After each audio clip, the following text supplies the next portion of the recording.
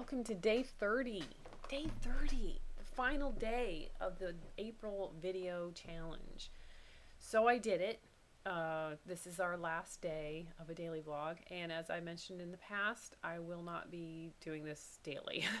There will be no regular videos, but I will be adding videos as the time and creativity demand. So today's topic, I wanted to cover how I did videos and what I've learned from the vlogging process. Basically, you need a camera to do any sort of vlogging, and the two cameras that I use is I used my iPhone 4S, which I thought was a pretty good camera, but the thing is when you're holding it, I found there were times like the video was actually upside down. Luckily, in the editor that I use, I was able to straighten it up, but that was something I had to learn is, okay, this is the right way to hold the camera for the iPhone. And then the second camera that I used is my HP Pavilion DV6. It's not a high-end camera on this laptop. It's actually pretty low resolution, but for vlogging, I found that it did what I wanted. The video editor that I used is just the Windows Movie Maker. It's simple. There's not a huge learning curve in order to use it, but it's also because of its simplicity, it's kind of limited what you can do and what you can add. Like, I couldn't quite figure out how, if I should swear in a video, how to bleep that, that sort of thing. And I actually did, in the first week, download and look at several different programs, but to really get one that didn't have a watermark and stuff on it. And that was another program that I used. Like, when I did screen capture, I used a program called Cam Studio.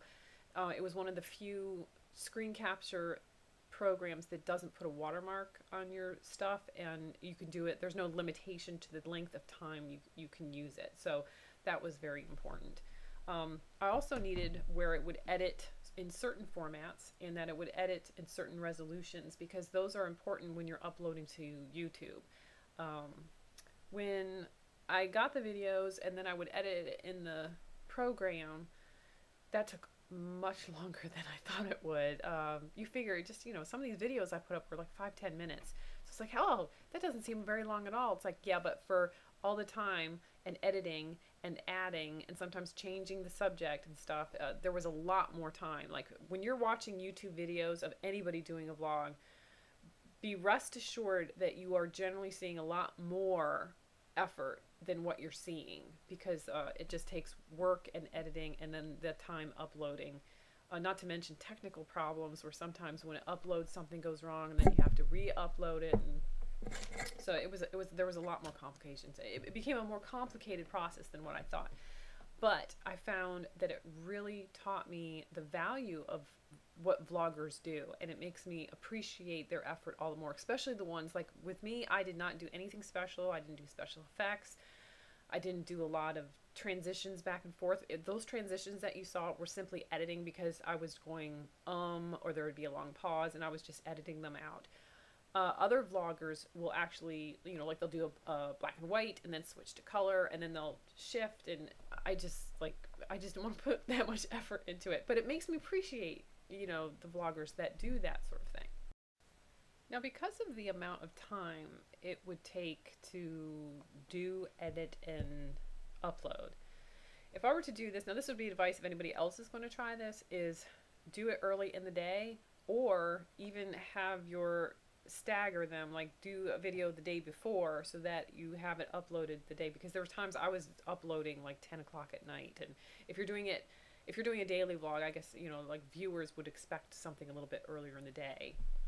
Now, I did not put for myself, okay, every day at 12 o'clock I would have a video. I didn't do that at all. And I think if I were to do it again, I would probably try to do that.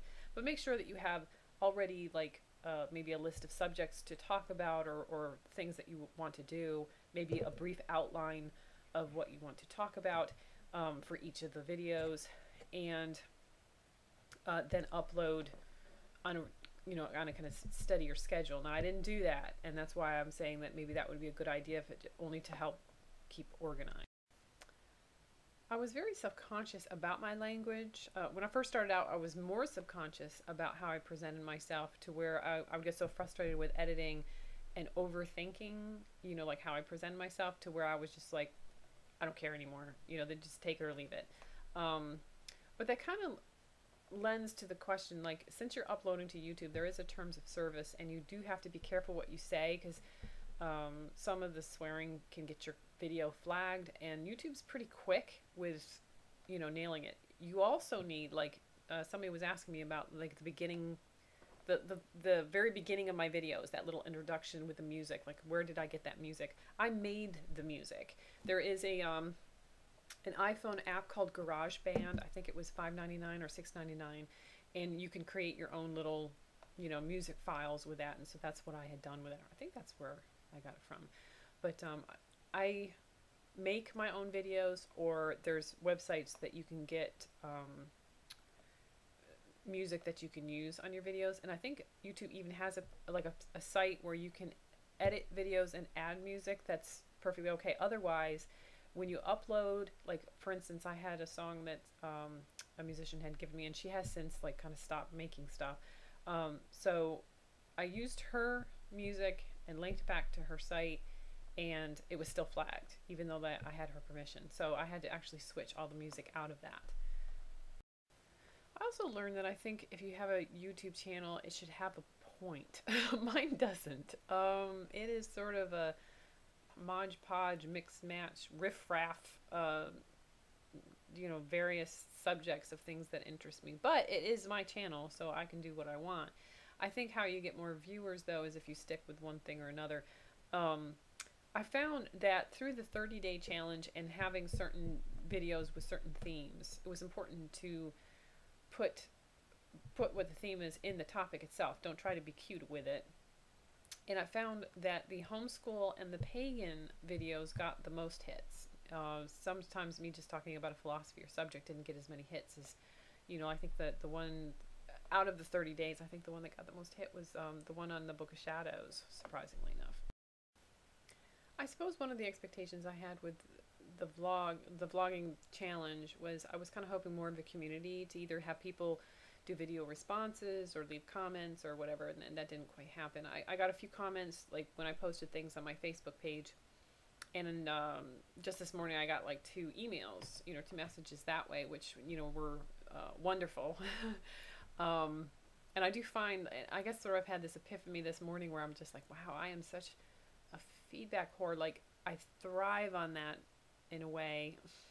And then I feel a little guilty for wanting it, because you want to be independent. I don't need anybody's opinion, but it does help, getting some sort of feedback. So just to surmise, I didn't want people who followed the challenge think that there was going to be like a daily vlog after this. That I will be posting things, so if you want to be alerted, you might want to subscribe or periodically come back to my channel and see what I posted. Like, just like really late last night, I posted something about my cat. He was watching a cursor on the screen.